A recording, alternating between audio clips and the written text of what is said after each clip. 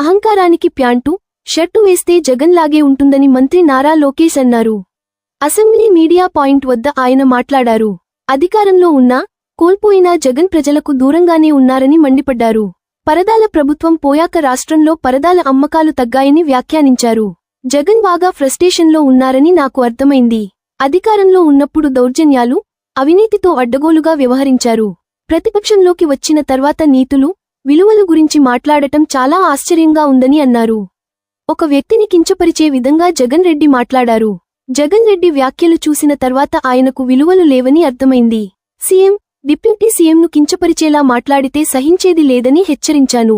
ప్రజావసరాలకు అనుగుణంగా బడ్జెట్ రూపొందించామని వివరించారు. అహంకారానికి ప్యాంటు షర్ట్ వేస్తే అచ్చు జగన్మోహన్ రెడ్డి గారి లాగా ఉంటుంది. జగన్మోహన్ రెడ్డి గారు బాగా ఫ్రస్ట్రేషన్లో ఉన్నారని నాకు అర్థమైంది.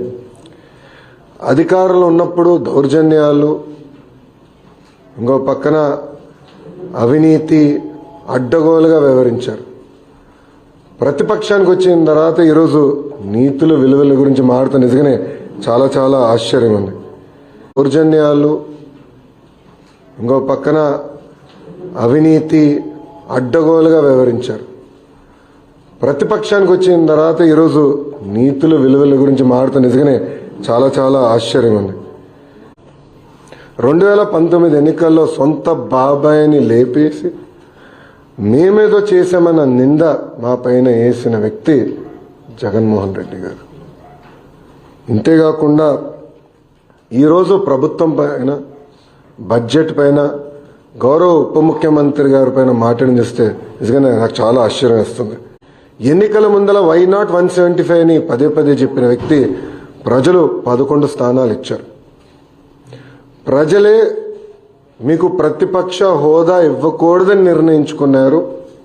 అది ఆయన ఇప్పుడు కూడా తెలుసుకోకుండా నిన్న చెప్పా, వన్డే ముఖ్యమంత్రి కరెక్ట్గా హౌస్ ప్రారంభమయ్యే రోజు మొదటి రోజు వస్తారు, నాకు ప్రత్యేక హోదా, క్షమించండి, నాకు ప్రతిపక్ష నేత హోదా ఇవ్వాలి అని కోరుకుంటాడు, వెళ్ళిపోతాడు.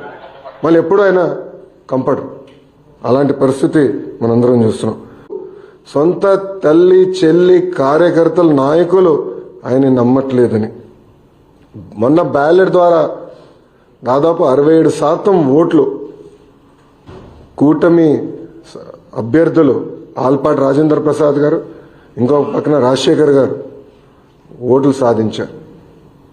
నేను చెప్పా, ఈవీఎం అయినా బ్యాలెట్ అయినా గెలుపు కూటమి ప్రభుత్వంది. గౌరవ ఉప ముఖ్యమంత్రి గారిని కించపరిచే విధంగా ఆయన మాట్లాడారు. ఆయన మాజీ ముఖ్యమంత్రి జగన్మోహన్ రెడ్డి గారు ఒకసారి ఆలోచించారు.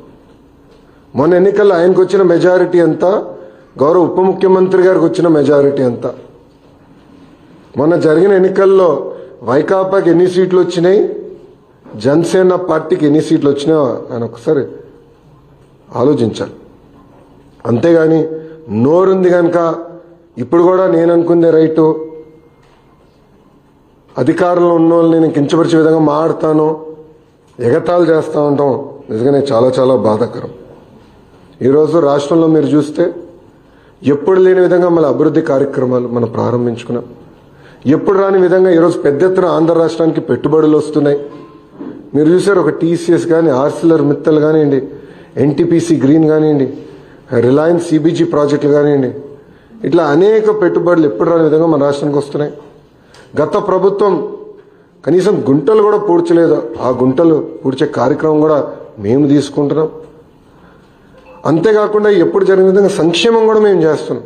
ఇప్పుడన్నా జగన్మోహన్ రెడ్డి గారు వాస్తవాలు తెలుసుకుని ఎందుకు ఆయనకు 11 సీట్లు వచ్చినాయి, కార్యకర్తల దగ్గరికి వెళ్ళి గతంలో ఆయన చేసిన తప్పులు తెలుసుకుంటే బాగుంటుందని ఈ సభాముఖం ఆయన తెలుపుకుంటూ, దయచేసి గౌరవ ఉప ముఖ్యమంత్రి గారి గురించి కానివ్వండి, గౌరవ ముఖ్యమంత్రి గారి గురించి ఆలోచించి మాట్లాడమని నేను కోరుతున్నాను.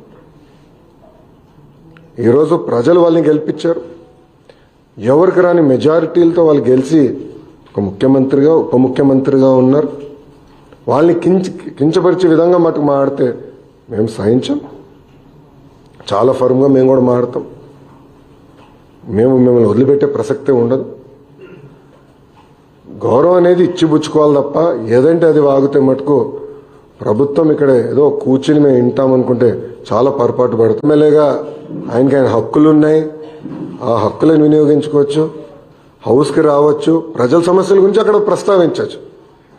కానీ నిన్న ఎప్పుడైతే భారీ మెజార్టీతో కూటమి గ్రాడ్యుయేట్ ఎమ్మెల్సీలు గెలిచారో ఆయన భయం పట్టుకుని బెంగళూరు నుంచి ప్రత్యేక విమానం వేసుకుని పరిగెత్తుకుంటూ వచ్చి ఈరోజు ప్రెస్ మీట్ పెట్టారు.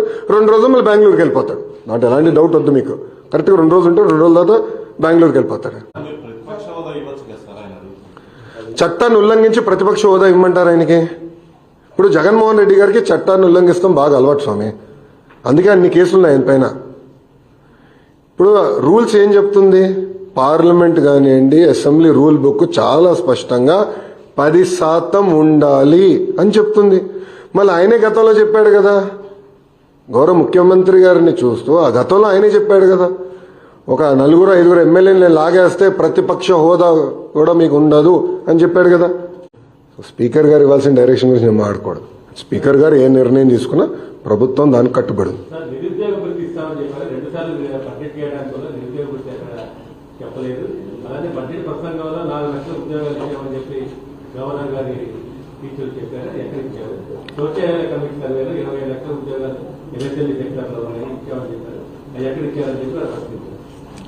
చాలా స్పష్టంగా మేము చెప్పింది మొదటి హామీ 20 లక్షల ఉద్యోగాలు కల్పిస్తాం అనేది మన ప్రభుత్వం అధికారంలో రాకుండా ముందు ఇచ్చిన హామీ. మీరు నా స్పీచ్ కూడా చూడండి, బోత్ ప్రైవేట్ ప్రభుత్వం కలిపి 20 లక్షల ఉద్యోగాలు కల్పిస్తామని మేము చెప్పాం. మీరు చూస్తే ఇప్పటికీ 6 లక్షల కోట్ల పెట్టుబడికి మేము ఒప్పందాలు కుదిరించుకున్నాం. అవన్నీ ఇప్పుడు గ్రౌండింగ్ అవుతున్నాయి. తద్వారా 4 లక్షల మంది యువతకి ఉద్యోగాలు కల్పిస్తామని మేము చెప్పాము. అది స్పీచ్లో ఉంది. మొన్న కూడా కౌన్సిల్లో నేను చూపించానండి. ఇప్పుడు ఒక సూటిగాని ప్రశ్నిస్తున్న 5 సంవత్సరాల్లో మీరు తీసుకొచ్చిన కంపెనీలు ఎన్ని? ఆయనే సమాధానం చెప్పమనండి. ఎంతమందికి ఆయన ఉద్యోగాలు కల్పించాడు? ఆయనే సమాధానం చెప్పమనండి. ఎందుకు ఈ గోలంతా? చెప్పుకునే స్థాయి ఒక్క కంపెనీ తీసుకొచ్చాడు ఆయన?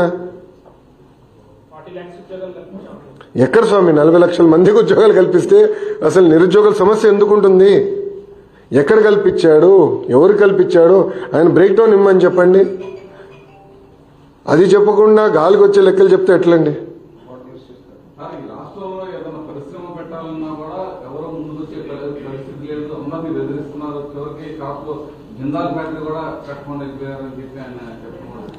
టీసీఎస్ ఎందుకు వచ్చిందండి? ఆసిలర్ మెత్తల్ ఎందుకు వచ్చిందండి? ఎన్టీపీసీ గ్రీన్ ఎందుకు వచ్చింది? ఎల్జీ ఎలక్ట్రానిక్స్ ఎందుకు వచ్చింది అని ఆయన కంపట్లేదా? జిందాల్ గురించి ఆయన మాట్లాడుతున్నారు. ఆయన అధికారులు ఉన్నప్పుడు ఏం పీకాడు ఆయన? కడప స్టీల్ ప్లాంట్ పనులు ఎందుకు ముందరికి వెళ్ళలేదు ఆయన అధికారులు ఉన్నప్పుడు? పోలవరం పనులు ఎందుకు ముందరికి వెళ్ళలేదు ఆయన అధికారులు ఉన్నప్పుడు? అమరావతి పనులు ఎందుకు ఆపేశాడు ఆయన అధికారులు ఉన్నప్పుడు? దానికి స్పష్టంగా సమాధానం చెప్పమనండి. అది చెప్పకుండా ఏదంటే అది వాగితే ఎట్లా ఒప్పుకుంటాం? వాస్తవాలు దగ్గర ఉండాలి కదా ఆయన. ఎప్పుడు లేని విధంగా పెట్టుబడులు ఆంధ్ర రాష్ట్రానికి వస్తున్నాయి. మళ్ళీ ఇన్వెస్ట్మెంట్ మ్యాప్ పైన ఆంధ్ర రాష్ట్రం వచ్చింది.